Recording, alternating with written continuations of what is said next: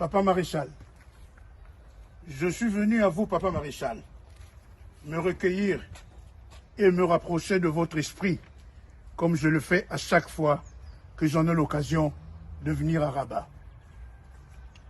Les Bambouta de ce nous Congo disent Samba Kuluanku, Kosambi Kulu Kwenoko.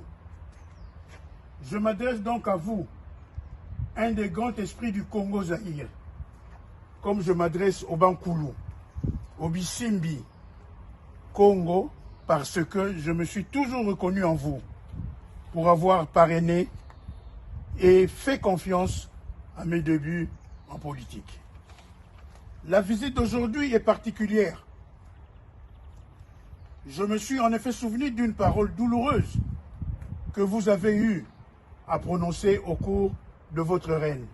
Sans doute agacé par tant d'ingratitude, vous avez lancé l'anathème « Après moi, ça serait le déluge ».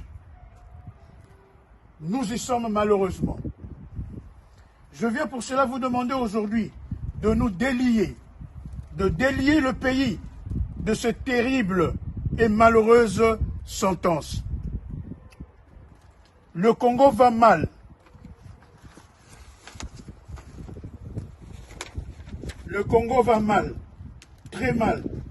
Et je crois bien que, plus qu'une prédiction, cette parole prononcée, sûrement dans un contexte d'incompréhension, nous vaut le désagrément et le désordre que l'on observe dans tous les domaines de la vie nationale. Les Congolais ont-ils été maudits? Je vous conjure en votre qualité, d'ancêtre, je vous demande d'intercéder auprès de Bambouta pour changer le devenir de notre pays. Aidez-nous donc à sortir le Congo du trou noir, de cette spirale infernale dans laquelle on se retrouve.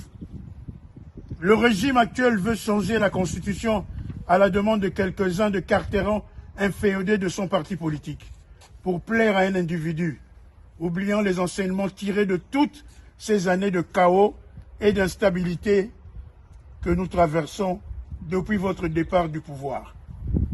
Après de longues années au pouvoir, vous étiez en effet confronté à des revendications qui ont nécessité des réformes institutionnelles. Votre grandeur a été d'associer toutes les couches sociales aux consultations populaires avant de décider des changements institutionnels à opérer. Certes, la démocratie a mis un temps à s'installer, mais vous avez tracé le chemin en ouvrant la conférence nationale souveraine et la suite a été plus difficile. La constitution d'un pays, un socle qui définit les conditions du vivre ensemble pour l'héritage de l'unité nationale dont vous avez été le champion. Après l'ancêtre Joseph Kasavubu, l'ancêtre Patrice Emery Lumumba et tant d'autres ancêtres du Congo Zaïre. Nous, tes descendants, nous espérons que le changement qu'on voudrait expérimenter se feront dans le consensus et l'unité. Nous espérons que la démarche pour aborder ce nouveau tournant sera inclusif et nous ferons le nécessaire pour éviter au pays la discooptation. En restant fidèles à vos idéaux sur l'unité des Congolais, nous ferons tout pour éviter le repli identitaire sur base des visées tribales ou régionalistes afin que le Congo Zaïre soit un seul.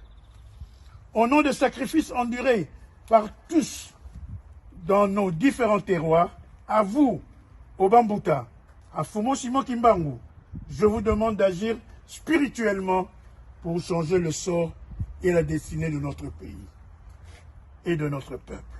Papa Maréchal, cette réplique aurait pu être dite chez vous, à Guadolité.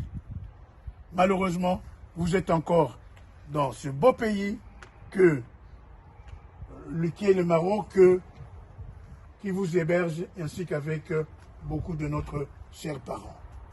Nous vous demandons, merci Papa Maréchal, aider que le Congo-Zaïre, dont vous avez été fiers, puisse se rétablir et être un paravent pour l'Afrique.